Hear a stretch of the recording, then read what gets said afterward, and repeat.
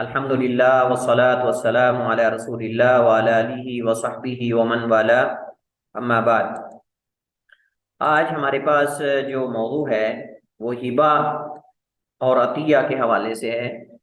کسی کو کوئی چیز ہبہ کرنا، عطیہ کرنا، اس حوالے سے ہمارا آج کا جو موضوع ہے وہ یہ ہے۔ اس کے احکام اور مسائل ہم پڑھیں گے ہبہ کے، اور ہبہ اور اسی طرح جو عطیہ ہوتا ہے، ہبہ اور عطیہ تقریباً یہ ایک ہی معنی میں استعمال ہوتے ہیں۔ ہبہ اور عطیہ یہ تقریباً ایک معنی میں ہی استعمال ہوتے ہیں، کوئی اتنا زیادہ ان میں فرق نہیں ہے، قریب قریب ہیں۔ یعنی ان دونوں کو مترادف کے طور پہ آپ کہہ سکتے ہیں کہ دونوں جو ہے مترادف کے طور پر استعمال ہوتے ہیں، مترادف کے طور پر استعمال ہوتے ہیں۔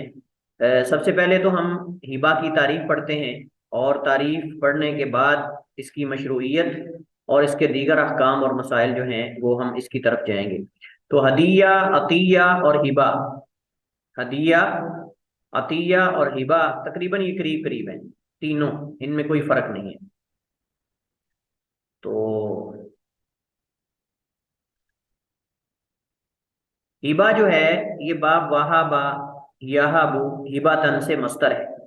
وہابا یہابو سے ہباتن مصدر ہے، جس کا معنی ہے عطا کرنا، کسی کو کوئی چیز دے دینا، یا کسی کو کوئی چیز جو ہے وہ عطیہ کر دینا، اسی طرح کسی کو ہدیہ دے دینا، یہ تقریباً اسی معنی میں آتا ہے لغوی اعتبار سے۔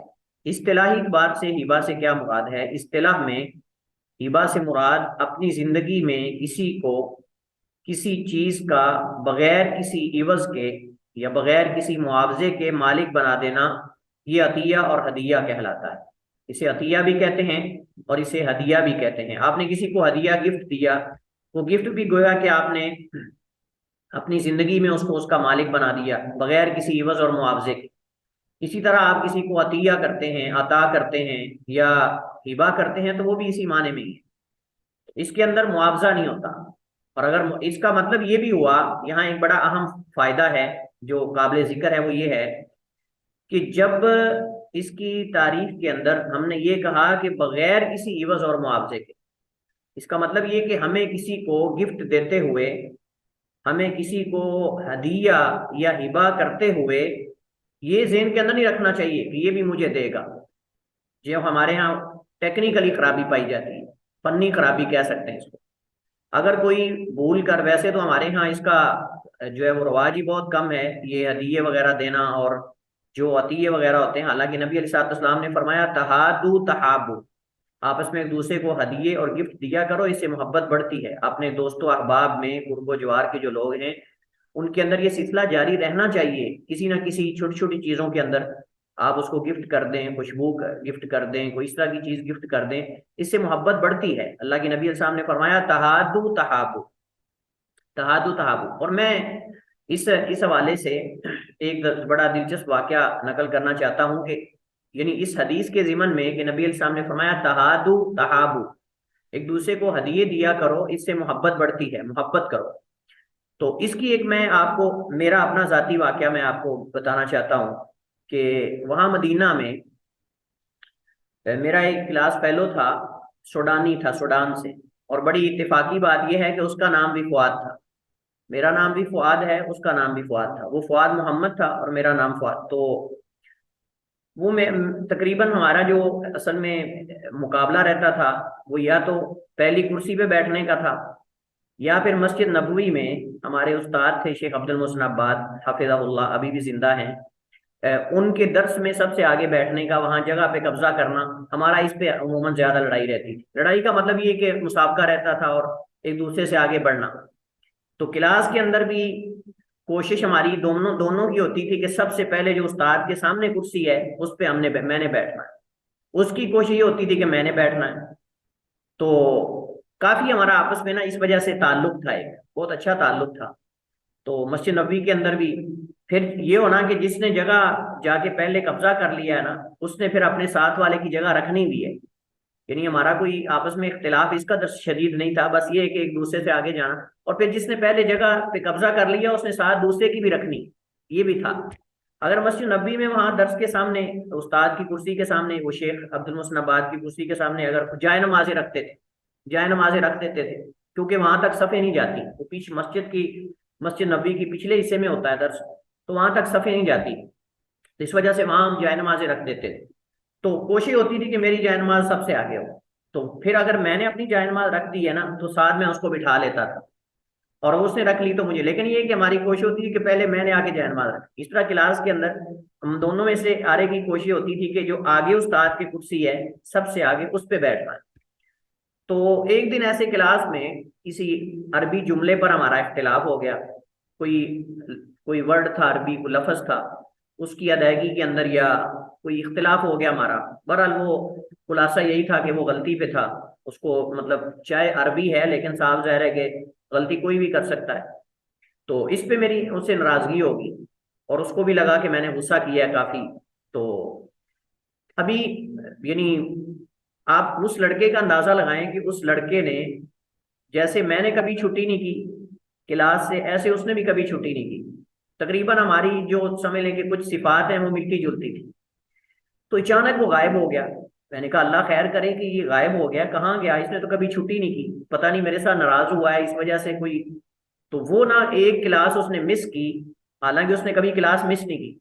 تو اگلی کلاس میں وہ آیا اور اس کے پاس عطر کی شیشی تھی، اس کے پاس عطر کی چھوٹی سی شیشی تھی خوشبو کی، تو اس نے لا کر مجھے گفٹ کی، مجھے اس نے لا کر ہدیہ کی۔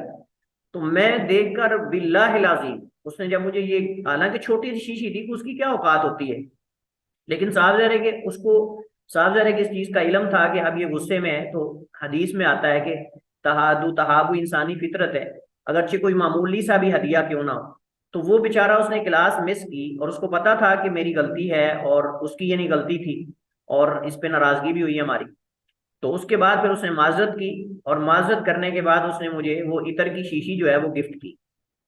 تو میرے دل کے اندر اس کے بارے میں اگر کوئی معمولی چیز تھی بھی تو بالکل ختم ہو گئی، بالکل ختم۔ اس کے بعد ہم 4 سال تک اکٹھے وہاں پڑھتے رہے، کبھی ہمارا اختلاف نہیں ہوا، کبھی ہماری کوئی اس طرح کی چیز نہیں، اور ایک دوسرے کے ساتھ لین دین ہمارا معاملات کا گفٹ وغیرہ ہوتے رہتے تھے۔ تو مقصد بیان کرنے کا یہ کہ یہ چیزیں ایسی ہیں کہ جیسے نبی علیہ السلام نے فرمایا اس سے آپس میں تعلقات بڑھتے ہیں، لیکن ہمیں دیتے ہوئے دل کے اندر یہ نہیں رکھنا چاہیے کہ یہ بھی مجھے آگے سے گفٹ جو ہے وہ کرے گا یا مجھے ہدیہ کرے گا، اور اگر وہ نہ کرے تو ہمیں برا بھی محسوس نہیں کرنا چاہیے کہ یہ کیوں نہیں کرتا، یہ اس کو بھی کرنا چاہیے مجھے۔ کیونکہ ہم نے کہا اپنی زندگی میں کسی کو کسی چیز کا بغیر کسی معاوضے کے مالک بنانا، یہ اصل میں اس سے مقصود اور مراد ہے، اسے عطیہ اور ہدیہ بھی کہتے ہیں۔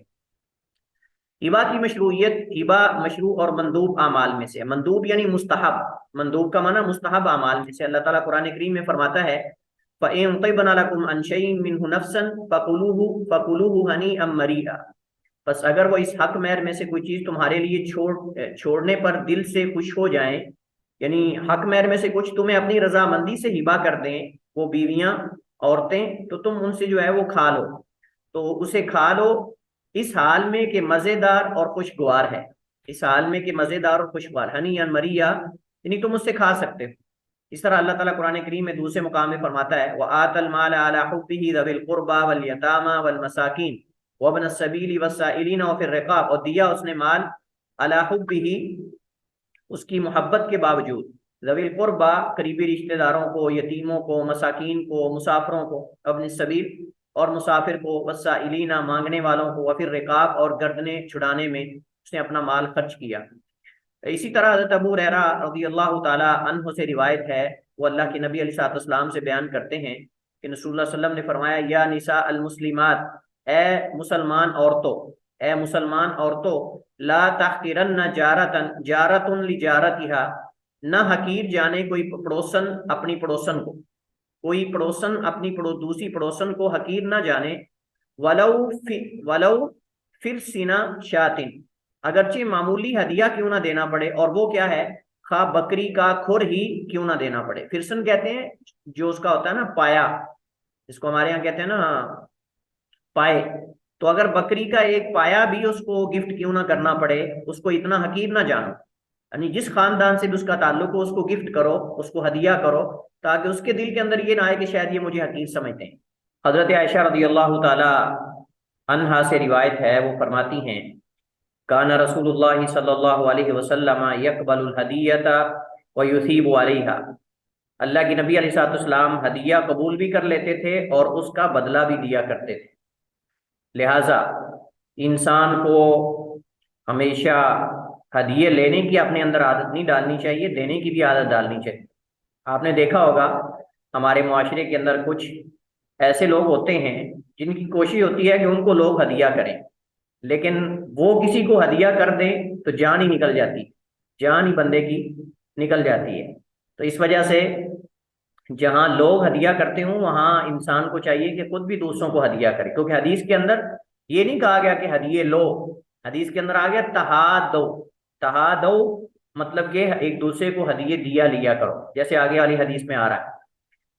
तो अल्लाह के नबी अलैहिस्सलाम हदिया लेकर उसका बदला भी दिया करते थे। और जरूरी नहीं है कि आपको किसी ने अगर हदिया दिया है तो आप उसे बड़ा बड़ा गिफ्ट करें, ये जरूरी नहीं है।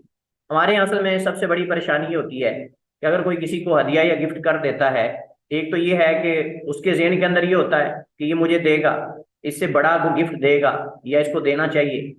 और दूसरा लेने वाला जो है वो बेचारा परेशान हो जाता है कि अब मैं इसको शायद इससे बड़ा गिफ्ट दूंगा तो तब भी गिफ्ट बनेगा मुकाबले में। नहीं, जरूरी नहीं है, आप कोई भी हस्बे इस्तेताअत चीज उसको मद्दे मुकाबिल के तौर पर आप उसको गिफ्ट करें और करनी चाहिए। ये मतलब है तहादो। तहादो का मतलब क्या है? एक दूसरे को हदिये जो है वो दिया लिया करो। तो इसमें कोई शर्त नहीं कि आपको जो उसने गिफ्ट किया आप उससे बड़ा गिफ्ट करें या उसके बराबर का करें, उससे छोटा भी हो सकता है गिफ्ट। तो गिफ्ट ही होता है। हज़रत अबू हुरैरा रज़ी अल्लाह तआला अन्हु से रिवायत है, वो फरमाते हैं कि रसूलुल्लाह सल्लल्लाहु अलैहि वसल्लम ने फरमाया तहादो, तहादो आपस में एक दूसरे को हदिया जो है वो किया करो। फ़इन्नल हदियता तुज़हिबु वग़रस सदरी, बेशक हदिया सीने के बुग़ज़ और कीने को ले जाता है। यही मैं आपको वाक़या सुना रहा था अपना, कि ये अमली तौर पे मैंने ये मुशाहिदा किया है। ये यानी हमारा इख्तिलाफ हुआ और उस इख्तिलाफ के बाद यकीनन बंदे को गुस्सा होता है। गुस्सा होता है जो एक वक्ती तौर पे, बाज लोग तो बहुत देर तक रखते हैं, बाज वक्ती तौर पे इंसान है गुस्सा रहता है, तो वो उस चीज से वो गुस्सा खत्म हो जाता है। ये बात ज़हन में रखें, चाहे मामूली हदिया क्यों ना हो, चाहे मामूली हदिया क्यों ना हो, नबी अलैहिस्सलाम की बात बिल्कुल हक और सच है। तो फरमाया तहादो, एक दूसरे को हदिये दिया लिया करो। फ़इन्नल हदियता, क्योंकि जो हदिया है, तुज़हिबु अज़हबा युज़हिबु से बाबे फ़ाल से है, बेशक ये ले जाता है। वग़र सदरी मफ़ूल मुदाफ है, असदरी मुदाफ है। तो ये हदिये को जो है ये सीने के बुग़ज़ और कीने को खत्म कर देता है। हिबा में कितने अरकान होते हैं? कौन कौन से इसके अरकान हैं? सबसे पहले वाहिब है, इनमें से हर एक की शर्तें हैं और हर एक से मुतालिक अहकाम और मसाइल हैं। सबसे पहले है वाहिब, ये हमने कहा वहाबा, वहाबा यहाबू से है हिबतन, तो फहुआ वाहिबुन व मौहूबुन, फहुआ वाहिबुन व मौहूबुन। तो वाहिब हिबा करने वाला इसम फाइल है और मौहूब इसम मफूल है, जिस चीज को हिबा किया जाए या जिस चीज को हदिया अतिया किया जाए। तो वाहिब जो हिबा करने वाला है, इसकी कई एक शुरूत हैं।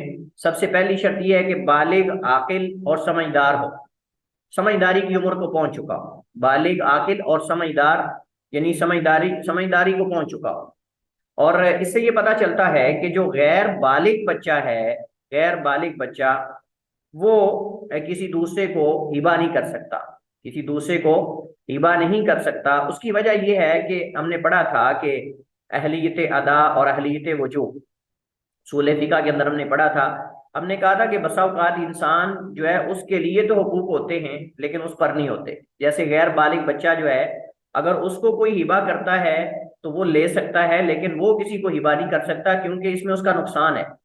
हिबा लेने में तो उसका नुकसान नहीं है, फायदा ही फायदा है। लेकिन हिबा कर देना कि किसी को कहे मेरा फलां बाग जो है या फलां मेरी चीज जो है मैंने आपको हिबा की, बाद में बड़ा हो तो उसको पता चले कि मेरे पास तो और कुछ है ही नहीं, तो साफ ज़ाहिर है कि बच्चा तो बच्चा ही होता है। तो इस वजह से जरूरी है कि बालिग होना चाहिए हिबा करने वाला, गैर बालिग नहीं होना चाहिए कि वो अपनी सारी चीजें लोगों को हिबा कर दे और बाद में जब बुलूगत को पहुंचे, जब जरूरत हो मामलात की और मामलात में पैसों की, तो उस वक्त जो है वो दूसरों के हाथों की तरफ इंसान जो है वो देखता रहे। दूसरी शर्त यह है कि हिबा की गई चीज का हकीकी मालिक हो, हिबा की गई चीज का हकीकी मालिक हो, दूसरों की चीजें ना हिबा करता फिरे, दूसरों की अशिया जो है वो दूसरों को हिबा ना करता फिरे, अपनी चीज हिबा करे। یہ نہ ہو کہ ایسے ہی کسی کی گاڑی کی طرف اشارہ کر کے کہیے میں نے آپ کو گفٹ کی، کسی کی بھینس کی طرف اشارہ کر کے کہیے میں نے آپ کو گفٹ کی، جانور لوگوں کے کھڑے کہیے میں نے آپ کو گفٹ کی، اور جو ہے وہ یہ ایسا نہیں ہوتا، ایسا نہیں ہوتا، بلکہ ہبہ کے اندر ضروری ہے کہ انسان اس کا حقیقی مالک ہو۔ اور اسی طرح اس کا مطلب یہ ہے کہ اگر کوئی کسی کا نمائندہ ہے اور وکیل ہے، اصل مالک نہیں بلکہ عارضی طور پہ اس کا ملازم ہے، وہ بھی کسی کو کوئی چیز ہبہ نہیں کر سکتا، مالک کی اجازت کے بغیر وہ بھی کسی کو کوئی چیز ہبہ نہیں کر سکتا، کیونکہ اس کا حقیقی مالک نہیں ہے، کیونکہ وہ اس کا حقیقی مالک نہیں ہے، یا ہم نے کہا حقیقی مالک ہونا چاہیے پھر ہبہ کر سکتا ہے۔ آخری جو تیسری شرط ہے واہب کی، وہ یہ ہے کہ خوشی اور رضامندی سے ہبہ کرے، مجبور نہ ہو۔ یہ بڑی اہم شرط ہے۔ ہمارے ہاں کیا ہوتا ہے، ہمارے ہاں لوگ جو ہے وہ دوسروں کو مجبور کر دیتے ہیں بسا اوقات کہ جی آپ کی فلاں لاٹری لگی ہے، آپ کے فلاں جو ہے وہ لاٹری نکلی ہے، اور آپ کے فلاں جو ہے وہ آپ کے آرڈر آئے ہیں، آپ کے فلاں یہ ہوا ہے، آپ کو چیز مجھے گفٹ کریں، آپ کو مجھے ہبہ کریں۔ دیکھیں یہ چیز ایسی ہوتی ہے کہ جو جس کا تعلق انسان کے دل کے ساتھ ہے، خوشی اور رضامندی سے ہبہ کرنے کا اور مجبوراً کوئی کسی کو ہبہ کروانا اس سے یا ہبہ کرنا، اس میں فرق ہے دونوں چیزوں کے اندر۔ کہتے ہیں کہ ایک ایک آدمی تھا، خان صاحب کا کوئی واقعہ ہے، کہتے ہیں کہ انہوں نے موبائل لیا، اس سے موبائل لیا تو اس کے دوستوں نے اسے کہا کہ ہمیں دعوت کھلاؤ، تو اس نے غصے میں آ کے موبائل بیچ دیا اور وہ موبائل کے سارے پیسوں کی ان کو دعوت کھلا دی۔ تو یہ جو ہے وہ اس طرح بھی بسا اوقات جو ہے وہ بندے کو غصہ آ جاتا ہے، تو اس وجہ سے کہتے ہیں خوشی اور رضامندی سے ہبہ کرے، مجبور نہ ہو۔ اس کے بعد ہمارے پاس جو دوسرا رکن ہے ہبہ کے ارکان میں سے، وہ ہے موہوب لہو، جس سے کوئی چیز ہبہ کی جائے۔ موہوب لہو جس سے کوئی چیز ہبہ کی جائے، اور موہوب جس چیز کو ہبہ کیا جائے۔ اس میں دو شرطیں ہیں موہوب لہو کے اندر، وہ ہبہ کے وقت موجود ہونا چاہیے، اور ہبہ کی گئی چیز کا مالک بننے کی اہلیت رکھتا، ہبہ کی گئی چیز کا مالک بننے کی اہلیت رکھتا ہو، صلاحیت ہو اس کے اندر۔ ایسی چیز بسا اوقات ہوتی ہے کہ اس کے اندر وہ جو ہے وہ اس کا مالک نہیں بن سکتا، یا تو اس کی پہنچ سے باہر ہوتی ہے، یا پھر یہ ہوتا ہے کہ وہ چیز جو ہے وہ اس کے اندر اس کا تصرف جو ہے وہ کرنا مشکل ہو جاتا ہے۔ کئی اور وجوہات ہو سکتی ہیں جس وجہ سے ہبہ کی گئی چیز کا بسا اوقات جو ہے وہ مالک بننے کی صلاحیت اس بندے کے اندر نہیں ہوتی۔ اس وجہ سے دیکھنا چاہیے کہ یہ چیز اس کو ہبہ کرنے میں اس کا فائدہ ہے یا نقصان ہے، یا دوسرے لے جائیں گے اور یہ بیچارہ اس کے اندر تصرف کرنے کی صلاحیت ہی نہیں رکھتا۔ تو یہ ساری چیزیں جو ہے وہ مثلاً مثال کے طور پر کوئی بندہ جو ہے کسی ایسے شخص کو کوئی ادارہ دے دیتا ہے کہ یہ ادارہ میں نے آپ کو ہبہ کیا، آپ اس کو چلائیں۔ اب وہ ادارہ چلانے کی صلاحیت ہی اس کے اندر نہیں، اور وہ ادارہ ضائع کر دے گا۔ خیر کا کام جو ہے کسی کو ایسے شخص کو ہبہ کر دینا، تو ذمہ دار بنا دینا کہ آپ یہ کام کرو، اور وہ اس کے اندر صلاحیت ہی نہ ہو، تو یہ بھی اس میں آتا ہے کہ وہ اس کو چلانے کی صلاحیت ہی نہ رکھتا ہو کرنے کی۔ تیسرا جو رکن ہے وہ ہے موہوب، ہبہ کی گئی چیز، جس چیز کو ہبہ کیا جاتا ہے۔ اس میں شرط یہ ہے کہ وہ ہبہ کی گئی چیز ہبہ کے وقت واقعتاً موجود ہو۔ ایسے ہوائی چیزیں نہ ہبہ کرتا رہے، جو چیز ابھی آئی نہیں اس کے پاس، اس کی ملکیت میں، اس کے بارے میں کہ میں نے آپ کو ہبہ کی، بھئی آپ کی ملکیت میں ہی نہیں ہے، آپ اس کو ہبہ کیسے کر رہے ہیں؟ تو وہ چیز جس کو ہبہ کیا جا رہا ہے وہ ہبہ کرنے کے وقت موجود ہونی چاہیے، قابل منفعت ہو، کوئی حرام یا ناقابل منفعت نہ ہو۔ حرام چیز کیا ہے؟ کیا میں نے آپ کو 100 خنزیر جو ہے 100 خنزیر ہبہ کیے، اب 100 خنزیر ہبہ کیے، اس میں کیا وہ فائدہ اٹھائے گا؟ حرام ہے یہ۔ اسی طرح میں نے آپ کو جو موسیقی کے آلات ہیں وہ میں نے آپ کو دیے، اتنی سگریٹ کی ڈبیاں آپ کو میں نے ہبہ کی۔ اس طرح کی چیزیں جو حرام ہیں، جو جائز نہیں ہیں، جن کا استعمال جائز نہیں ہے، یا ایسی چیزیں ہبہ کر دی جائیں جن سے کوئی فائدہ ہی نہ اٹھایا جائے۔ مثلا کوئی ایسی چیز قابل استعمال جو تھی لیکن اب وہ قابل استعمال نہیں رہی، بالکل نکارہ ہو چکی ہے، وہ کسی کو ہبہ کر دے، کسی کو ایسی چیز ہبہ کر دے جو بالکل نکارہ ہو چکی، اب وہ قابل استعمال رہی نہیں۔ چلیں کچھ چیزیں ایسی ہوتی ہیں جو قابل استعمال ہوتی ہیں، کچھ دیر استعمال کیا آپ نے، جیسے کپڑے ہوتے ہیں، جوتے ہوتے ہیں، دیگر استعمال کی چیزیں ہیں، آپ نے کچھ دیر استعمال کی، ابھی اچھی حالت میں آپ کہتے ہیں چلے میں نے پھینکنا ہے تو اس سے بہتر ہے کہ کسی غریب کو جو ہے وہ ہدیہ کر دیتا ہوں، کسی غریب کو جو ہے وہ گفٹ کر دیتا ہوں، تو اس میں کوئی حرج نہیں۔ استعمال کی چیزیں دوسروں کو دے دینا، اللہ کے نبی علیہ السلام نے اپنے بعض جبے اتار کر صحابہ کرام کو دیے ہیں، اور بعض چیزیں آپ نے ہبا کی ہیں استعمال شدہ، کوئی حرج نہیں ہے۔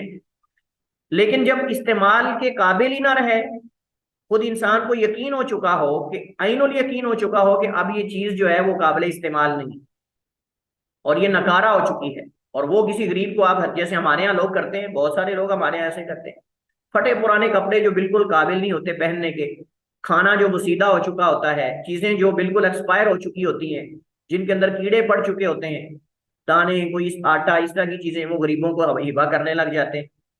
دیکھیں یہ چیزیں جو ہوتی ہیں، یہ چیزیں انسان کو اپنے اوپر قیاس کرنا چاہیے کہ اگر مجھے کوئی چیز اس صورت میں، اس کنڈیشن میں ہبا کرے تو کیا میں اس کو لوں گا؟ تو صاف ظاہر ہے کہ دوسرا بھی آخر انسان ہے، تو اس وجہ سے قابل منفعت چیزیں ہبا کرنی چاہیے، ایسی چیزیں ہبا نہیں کرنی چاہیے جن سے منافع اٹھانا ممکن ہی نہ ہو۔ اور اسی طرح جب آپ کوئی چیز ہبا کریں یا کوئی بھی ہبا کرے تو اس کو چاہیے کہ اس کی مقدار جو ہے وہ اس کا تعین کرے۔ اگر وہ چیز تعداد میں ہے تو اس کی تعداد کا تعین کرے، اگر وہ چیز مقدار میں ہے تو اس کی مقدار کا تعین کرے، اگر وہ ماپ سے تعلق رکھتی ہے تو ماپنے کا تعین کرے، اگر تول سے اس کا تعلق ہے تو تولنے سے اس کو متعین کرے۔ یعنی اگر وہ چیز گنتی میں ہے تو گنتی کو ذکر کرے، جیسے بیٹے ہیں، بکریاں ہیں، کوئی بھی چیز کسی کو ہبا کرتا ہے تو تعداد ذکر کرے۔ اسی طرح اگر وہ تولنے والی چیز ہے، گندم ہے، کوئی چیز ہے، میں نے آپ کو اتنی گندم ہبا کی تو ٹھیک ہے، اس کو تول کر دے اور تعداد ذکر کرے۔ یہ نہ ہو کہ میں نے آپ کو گندم دی، میں نے آپ کو بکریاں دی، میں نے آپ کو یہ نہیں، تعین کرے کتنی بکریاں دینی ہیں۔ چوتھا رکن اور آخری رکن جو ہے وہ ایجاب و قبول ہے، یعنی ہبا کرنے والا ہبا کرنے کی صراحت کرے، وہ بول کر ہو یا لکھ کر، اور لینے والا اسے قبول کرے، وہ قبول کرے یا اس کا کوئی وکیل، وہ خود قبول کر لے یا اس کا کوئی وکیل جو ہے وہ بھیج دے، لیکن اس سے بات چیت ہو جائے دور حاضر میں، اس سے بات چیت ہو جائے، وہ اس کو کہے کہ میرا بندہ آ رہا ہے اس کو دے دے، تو ٹھیک ہے، یہ ایجاب و قبول ہے۔ اس کے اندر بھی ایجاب و قبول ضروری ہے، کیونکہ بسا اوقات کوئی کسی کو ایسی چیز ہبا کرتا ہے کہ دوسرا آگے سے لینے کو تیار نہیں ہوتا، تو اس کو ہبا نہیں کہیں گے۔ کچھ تنبیہات ہیں اس حوالے سے۔ سب سے پہلی تنبیہ یہ ہے کہ ہبا اولاد میں بھی ہو سکتا ہے، صرف دوسروں کو ہبا نہیں، اولاد کو بھی ہبا، جو بھی ماں باپ اپنی اولاد کو دیتے ہیں وہ ہبا ہی ہے، لیکن اس میں عدل ضروری ہے، اس میں عدل کرنا ضروری ہے۔ اور یہاں ایک بات قابل توجہ ہے، یہ ہے کہ والد اپنی زندگی میں اپنی پراپرٹی، اپنی جائیداد کو ہبا کرتا ہے، وراثت میں نہیں دیتا، یہ بات ذہن میں رہے۔ اگر والد اپنی زندگی میں اپنی پراپرٹی، اپنی جائیداد اپنی اولاد میں تقسیم کرتا ہے تو اس کو وراثت نہیں کہیں گے، اس کو ہبا کہیں گے، اور اس کے اندر بیٹے اور بیٹی میں عدل کرنا لازم، بیٹے اور بیٹی میں برابری ضروری ہے۔ یہاں وراثت کے مطابق وہ حصے تقسیم نہیں کیے جائیں گے، جو کہ ہمارے ہاں لوگ غلطی کرتے ہیں، بعض اولاد کو دے دیتے ہیں، بعض کو محروم کر دیتے ہیں، کسی کو زیادہ دے دیتے ہیں، کسی کو بہت کم دیتے ہیں، کسی کو منوا لیتے ہیں، کسی کو کوئی اور جو ہے وہ تانے دے کر اس کو سائڈ پہ کر دیتے ہیں، کسی کو آگ کر دیتے ہیں۔ نہیں، اگر کسی اولاد کو ہبا کرنا ہے، گفٹ کرنا ہے تو برابر کرنا ہے، بیٹا ہو یا بیٹی ہو، کوئی فرق نہیں ہے زندگی میں، حیات میں۔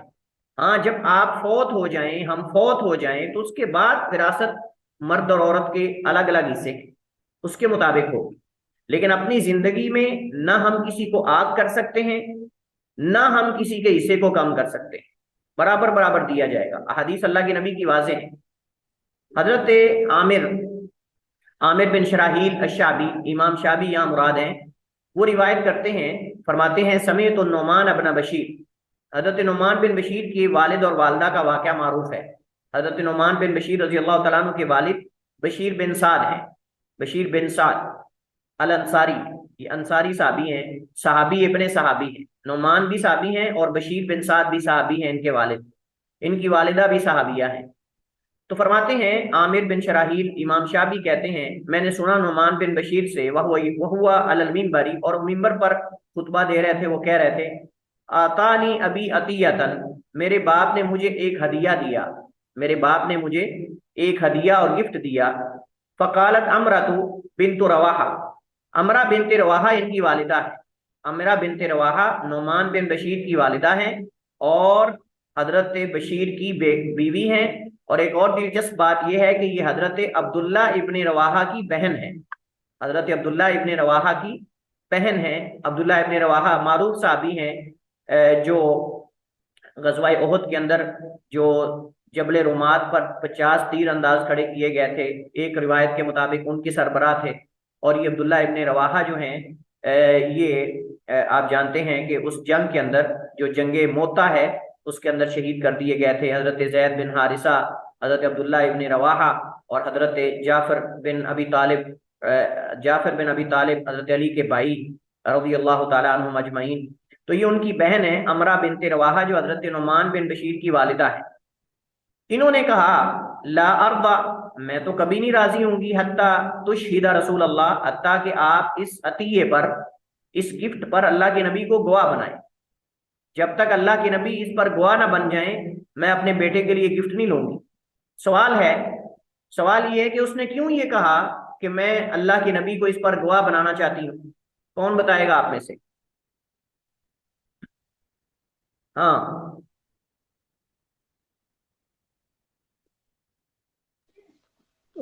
تاکہ سر آپ صلی اللہ علیہ وسلم کی رائے اس میں شامل ہو جائے۔ نہیں، یہ مراد نہیں تھی۔ اور کوئی؟ سونے والے بھی جاگ جائیں، سونے والے بھی جاگ جائیں۔ سر مجھے بھی یہی سمجھ آ رہی تھی کہ آپ صلی اللہ علیہ وسلم چونکہ مطلب بیسٹ معاملہ کرتے تھے تو اس وجہ سے۔ نہیں، یہ معاملہ نہیں تھا۔ اور کوئی؟ دیگر فقہائے کرام؟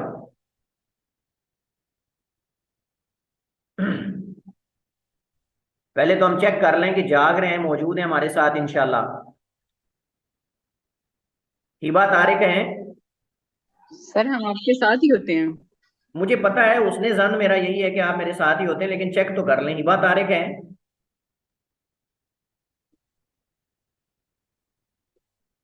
عرفان؟ السلام علیکم شیخ۔ وعلیکم السلام ورحمۃ اللہ۔ لائبہ جاوید؟ جی شیخ۔ ہاں، اور کون ہے؟ مونا تو ابھی بول رہی تھی۔ نورین سورہ نور ہرا؟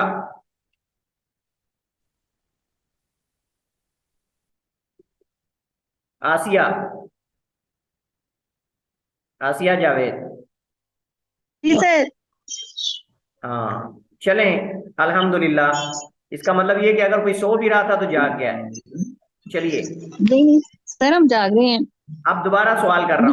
سوال یہ ہے کہ حضرت امرا بنت رواحہ نے حضرت نعمان بن بشیر کی والدہ نے کیوں کہا اپنے شوہر کو، حضرت بشیر کو، کہ نعمان کو ہبا کرنا چاہتے ہو لیکن میں چاہتی ہوں کہ آپ اللہ کے نبی کو اس پر گواہ بنائیں، پھر میں ہبا لوں گا۔ اس کی کیا وجہ ہے؟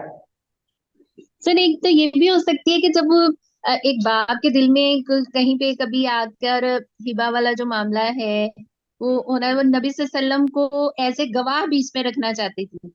نہیں، وہ تو انہوں نے ذکر کر دیا، پہلے ذکر کر دیا۔ اس کا مطلب آپ نے وہ نہیں سنا جواب ان کا۔ ہاں اس کا جواب یہ ہے، میں بتانے لگا تھا شیخ۔ ہاں بتائیں۔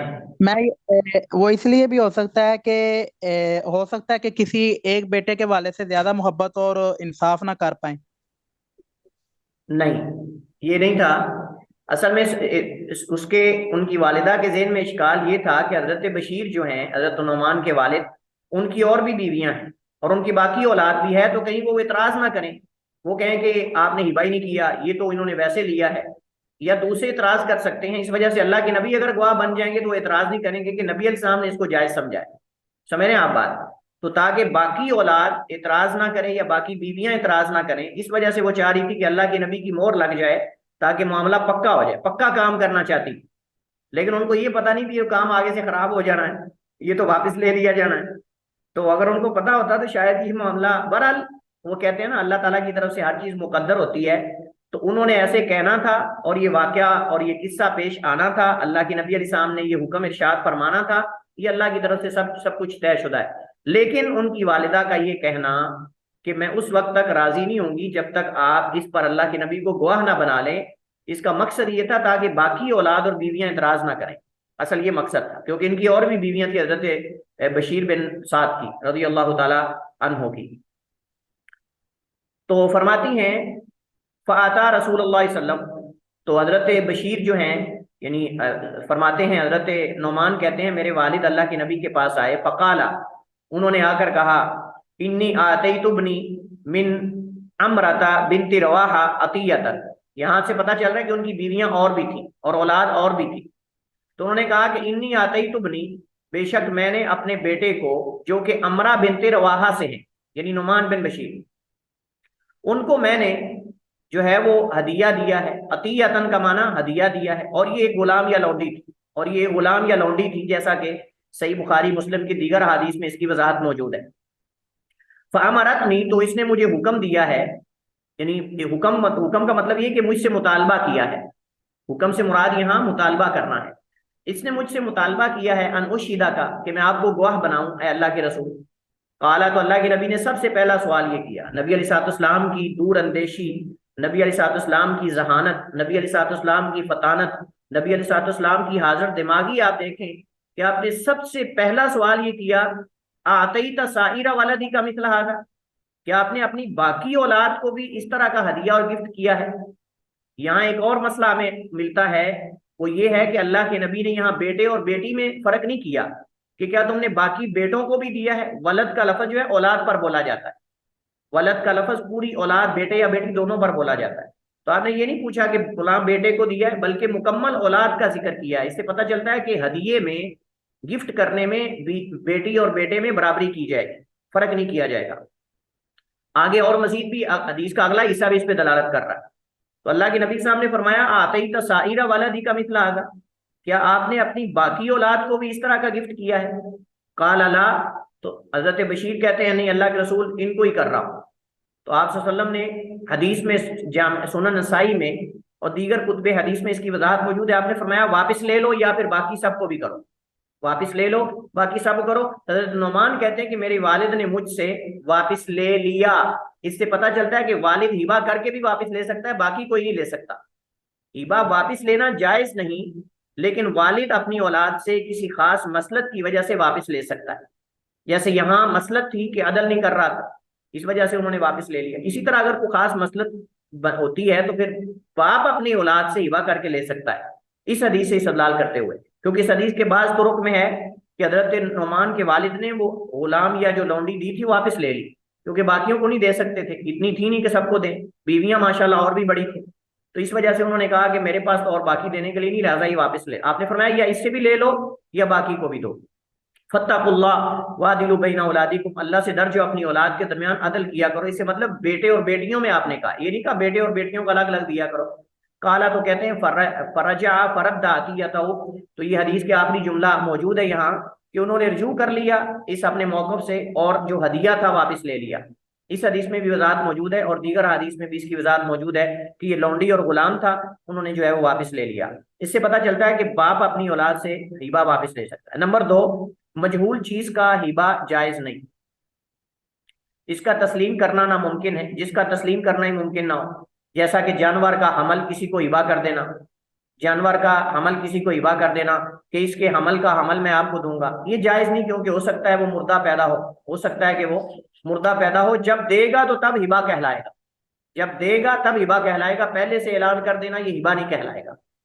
ہبہ کو کسی شرط سے معلق کر دینا یہ جائز نہیں ہے. کوئی شرط لگا دے کہ اگر فلاں آ گیا تو میں آپ کو دوں گا، یہ کوئی ہبہ نہیں ہے. ہبہ ہوتا ہے بغیر عوض کے.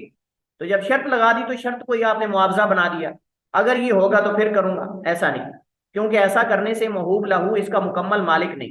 جیسا کہ یہ کہنا فلاں چیز آپ کو اس شرط پر ہبہ کرتا ہوں کہ آپ اسے آگے کسی کو نہ دیں. مثلا بھائی آپ نے بغیر کسی عوض کے اس کو دی ہے، آپ شرط کیوں لگا رہے ہو؟ یا اسے فروخت نہ کریں، مثلا یہ شرط لگا دینا کہ اسے فروخت نہ کریں، یہ بھی یہ جائز نہیں ہے. آپ نے اس کو بغیر عوض کے ایک چیز کا مالک بنا دیا ہے، ہو سکتا ہے بیچارہ مجبور ہو جائے اور مجبوری میں اس کو کسی کو دوسرے کو ہبہ کرنا پڑے یا کسی جو ہے وہ اس کو بیچنا پڑے، یا آپ نے کر دیا بس ٹھیک ہے. ہبہ کر کے واپس لینا جائز نہیں. صرف والد کو یہ حق حاصل ہے کہ وہ اولاد کو کوئی ہبا کی گئی چیز واپس لے سکتا ہے، جیسے ہم نے پیچھے حضرت نعمان بن بشیر کے والد کا واقعہ پڑھا۔ عبداللہ ابن عمر رضی اللہ تعالیٰ عنہما اور عبداللہ ابن عباس سے روایت ہے، وہ اللہ کے نبی سے بیان کرتے ہیں، آپ نے فرمایا لا یحل لرجل ان یؤتی عطیۃ، نہیں حلال کسی آدمی کے لیے کہ وہ کسی کو کوئی عطیہ دے، او یہب ہبۃ یا ہبا کرے، فیرجع فیہا اس میں رجوع کرے یعنی واپس لے، الا مگر الوالدہ والد فیما یؤتی ولدہ جو اپنی اولاد کو دیتا ہے وہ لے سکتا ہے۔ وَمَثَلُ الَّذِي يُؤْتِي عَطِيَّةً، اور اس شخص کی مثال جو گفٹ دے کر ہدیہ دے کر واپس لیتا ہے، ثم يرجع فيها پھر اس میں رجوع کر لیتا ہے واپس لے لیتا ہے، كَمَثَلِ الْكَلْبِ کتے کی طرح ہے، يَأْكُلُ جو کھاتا ہے، فَإِذَا شَبِعَ جب وہ بھر جاتا ہے، قَعَ تو کہہ کرتا ہے، پھر کہہ چاٹ لیتا ہے۔ اللہ کے نبی نے کتنی گندی تشبیہ دی ہے، کتنی غلط تشبیہ دی اس بندے کو کتے کے ساتھ تشبیہ دی ہے۔ اس کا مطلب یہ کہ ہدیہ واپس لینا جائز نہیں ہے، اگر جائز نہیں تو کم از کم مکروہ ضرور ہے، کیونکہ آپ نے یہاں تشبیہ دینے کا مقصد کراہت ہے، نفرت دلانا ہے کہ ایسا نہ کرو، جیسے کتا کہہ کر کے چاٹتا ہے کتنا عجیب لگتا ہے، اسی طرح وہ انسان جو کسی کو گفٹ اور ہدیہ کر کے واپس لیتا ہے وہ بھی اسی کی مثل ہے اور اسی کی طرح ہے۔ ابو داؤد وغیرہ ترمذی میں یہ حدیث ہے اور صحیح درجے کی حدیث ہے۔ اس سے پتہ چلتا ہے کہ باپ لے سکتا ہے کوئی دوسرا کسی کو کوئی چیز ہبا کر کے واپس نہیں، ہاں ایک صورت میں جائز ہے، اور وہ صورت یہ ہے کہ آپ نے کسی کو کوئی چیز پیسے وغیرہ کوئی چیز ہبا کی یا کوئی چیز ہبا کی، آپ کو پتہ چلا کہ یہ اس کا استعمال غلط کرے گا، آپ کو پتہ چلا کہ اس کا استعمال غلط کرے گا اللہ کی معصیت میں، اللہ کی نافرمانی میں یا کسی اور چیز میں، آپ اسے واپس لے سکتے ہیں، آپ اس سے وہ چیز واپس لے سکتے ہیں۔ مثلا آپ نے کسی کو موبائل ہبا کیا، آپ نے کسی کو موبائل ہبا کیا، اب آپ کو پتہ چلا کہ وہ موبائل کو غلط استعمال کرتا ہے، گندی ویڈیوز اس طرح کی چیزیں دیکھتا ہے اور گیمز کھیلتا ہے اور اس طرح کی باتیں کرتا ہے، حتیٰ کہ اولاد کو بھی آپ دے کر واپس لے سکتے ہیں، تو اس سے آپ لے سکتے ہیں کیونکہ وہ غلط استعمال کر رہا ہے اور ذریعہ آپ ہیں کیونکہ آپ نے اس کو یہ ہبا کیا ہے۔ اس صورت کے اندر آپ کوشش کریں گے اس کو لے کر اس کو کوئی اور چیز لے دیں اس کے مد مقابل، یا پھر اس کو واپس لے کر کسی اور ایسے شخص کو دے دیں جو شخص جو ہے وہ اس کا صحیح استعمال کرے، یہ جائز ہے کیونکہ یہاں وہ غلط استعمال کر رہا ہے، بصورت دیگر جو ہے وہ جائز نہیں ہے۔ اسی طرح ایک اور صورت ہے ہدیہ اور عطیہ کی، وہ ہے عمرہ۔ عمرہ کہتے ہیں کسی شخص کو اس کی عمر بھر کے لیے کوئی چیز دے دینا، کسی شخص کو اس کی عمر بھر کے لیے کوئی چیز دے دینا، آپ کہتے ہیں یہ چیز میں نے، یہ گھر یا یہ سواری یا یہ چیز میں نے آپ کو آپ کی عمر تک دی، یا آپ کے لیے اور آپ کی اولاد کے لیے آپ کو ہبا کی، یا آپ کہہ دیتے ہیں میں نے آپ کو ہبا کی۔ اب اس کے اندر تین صورتیں ہیں، اگر تو آپ نے اس کی عمر کی قید لگائی کہ آپ کی عمر تک میں نے آپ کو ہبا کی، تو حدیث کے اندر آتا ہے جس نے کسی کو عمر بھر کے لیے کوئی چیز دی ہو اسے واپس نہ لے، بلکہ اس کی اولاد کے اندر بطور وراثت منتقل ہو جانی چاہیے، اسے واپس لینی چاہیے۔ اگر ایک آدمی نے مطلق کہا میں نے آپ کو یہ چیز ہبا کی، تو اس صورت کے اندر بھی راجح موقف یہی ہے کہ وہ چیز جو ہے وہ اس کی آگے اولاد کے اندر منتقل ہوگی، اور اس طرح اگر وہ کہتا ہے کہ یہ آپ کے لیے اور آپ کی اولاد کے لیے ہے تو اس صورت کے اندر بھی وہ اس کے لیے ہے۔ جہلیت میں لوگ کیا کرتے تھے، وہ کسی کو کوئی چیز اس کی عمر بھر کے لیے دے دیتے تھے اور پھر اس کے مرنے کے بعد واپس لے لیتے تھے۔ اب صاف ظاہر ہے کہ جس کو کوئی آپ نے گھر وغیرہ اس کی عمر بھر کے لیے دیا ہے، اب وہ بیچارہ تو اس امید پر ہے کہ چلیں یہ گھر میرا ہے اور میری اولاد بعد میں اس میں رہے گی، اور اس وجہ سے وہ اپنا نیا گھر بھی نہیں بناتا، اس کی اولاد بھی کیوں نیا گھر نہیں بناتی، لیکن بعد میں آپ اسے واپس لے لیتے ہیں تو پریشانی کا شکار ہو جائے گا وہ، کہ اس کی اولاد بیچاری دھکے کھائے گی، جو ہے وہ رل جائے گی، کہاں جائیں گے وہ۔ اس وجہ سے نبی صاحب نے فرمایا کہ وہ جہلیت والا عمرہ جائز نہیں، کہ انسان عمر بھر کے لیے کوئی چیز کسی کو جو ہے وہ ہدیہ کر دے اور پھر اس سے واپس لے لے، اس کی وفات کے وقت جہاں مشکل وقت آتا ہے وہاں واپس لے لے، تو ایسا کرنا جائز نہیں۔ اگر ہبا کرنا ہے کسی کو تو عمر بھر نہیں بلکہ اس کو آپ پکا ہبا کریں، وگرنہ جو ہے وہ اس طرح اگر کوئی مرتے ہوئے کوئی چیز کسی کو ہبا کرتا ہے تو یہ وصیت ہوگی، یہ ہبا نہیں ہوگا، وصیت کے الگ احکام اور مسائل آئیں گے انشاءاللہ ہم پڑھیں گے۔ واللہ تعالی اعلم واحکم، صلی اللہ وسلم علی نبینا محمد وعلی آلہ وصحبہ وسلم۔